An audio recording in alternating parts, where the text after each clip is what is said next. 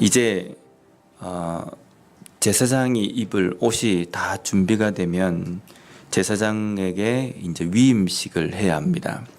제사장에게 입힐 모든 옷을 제사장이 입고 그리고 관을 쓰고 마지막으로 하는 것이 뭐냐면 그 머리 위에 관유를 바릅니다. 기름을 이렇게 붓습니다. 근데 그 기름은 하나님께서 명령하신 그 방법대로 머리에 기름을 붓는데 7절 말씀에 보면 관유를 가져다가 그의 머리에 부어 바르고 라고 이렇게 되어 있습니다. 제사장이 위임식을 할 때에 제사장의 머리에 기름을 붓는 그 장면이 시편 133편에 보면 아주 자세하게 묘사가 되어 있습니다. 제가 한번 읽어보겠습니다. 보라, 형제가 연합하여 동거함이 어찌 그리 선하고 아름다운고, 머리에 있는 보배로운 기름이 수염 곧 아론의 수염에 흘러서 그의 어깨까지 내림 같고 헐몬의 이슬이 시온의 산들에 내림 같도다. 거기서 여호와께서 복을 명령하셨나니 곧 영생이로다.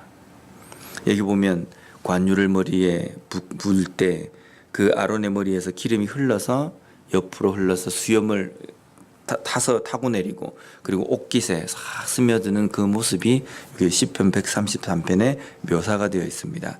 그런데 제사장의 위임식의 이 모습을 무엇과 시편 133편에서는 비유하고 있냐면 형제가 연합하여 동거함, 또 이것이 곧 선하고 아름다운 것이다. 형제가 연합하여 동거하는 것도 아름다운 것이고 제사장이 위임식을 받는 그 장면도 아름다운 것이다. 선하고 아름다운 것이다 라는 겁니다. 위임식이라는 것은 어떤 그 사명과 어떤 일을 누구로부터 이렇게 받는 것입니다. 이게 이양이 되는 겁니다. 하나님께서 하나님의 그 일 사역을 제사장에게 할 수 있도록 임명하시는 겁니다. 단순하게 이 사람이 투표를 해서 당선이 되거나 아니면 이 사람이 어떤 자격이 되어서 우리가 뽑았다, 이 차원이 아니라 하나님께서 하나님의 권한을 그 사람에게 임명하신 겁니다. 그래서 제사장의 입장에서 이 위임식을 한다는 것은요, 어마어마하게 영광스러운 일입니다. 그래서 시편 133편에는 세상에 수많은 선하고 아름다운 것이 있지만 그 선하고 아름다운 것 중에 가장 선하고 아름다운 것이 제사장이 위임식을 받는 그 장면이다라는 겁니다.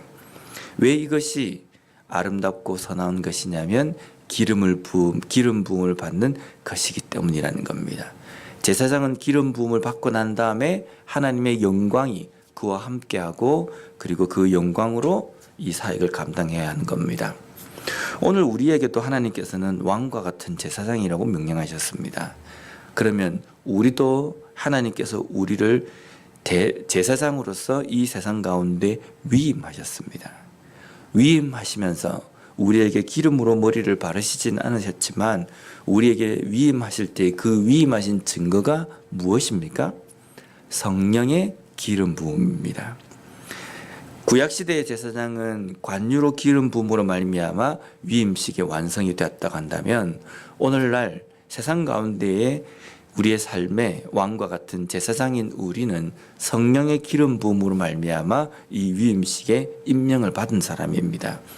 그래서 우리가 이 사역을, 제사장의 사역을 감당하는 것은 단순하게 내 힘과 능력이 아니라 나를 기름 부으셔서 그리고 내 가운데 역사하시는 성령으로 말미암아 우리가 이 사역을 감당한다는 겁니다.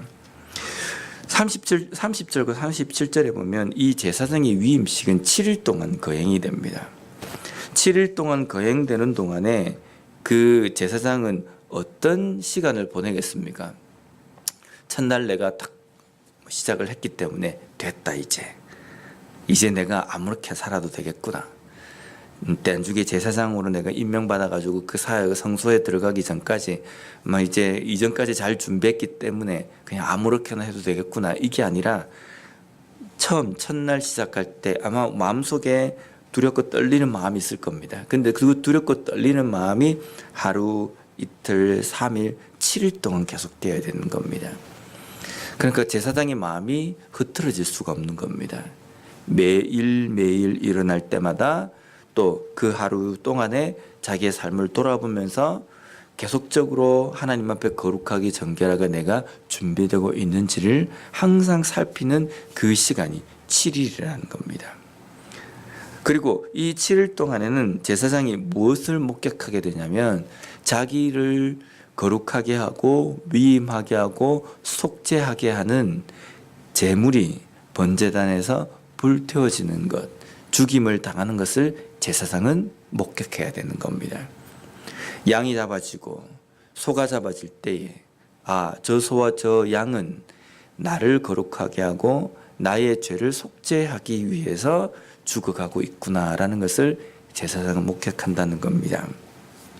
우리의 삶에서 나를 거룩하게 하고 나를 정결하게 하고 나를 깨끗하게 하게 하는 제물은 바로 예수 그리스도로 인해서 우리가 속죄의 그 제물을 하나님께 드리는 것이고 또 화목제물 또 나를 거룩하게 하고 정결하게 하신 그 제물이 되셨다는 겁니다.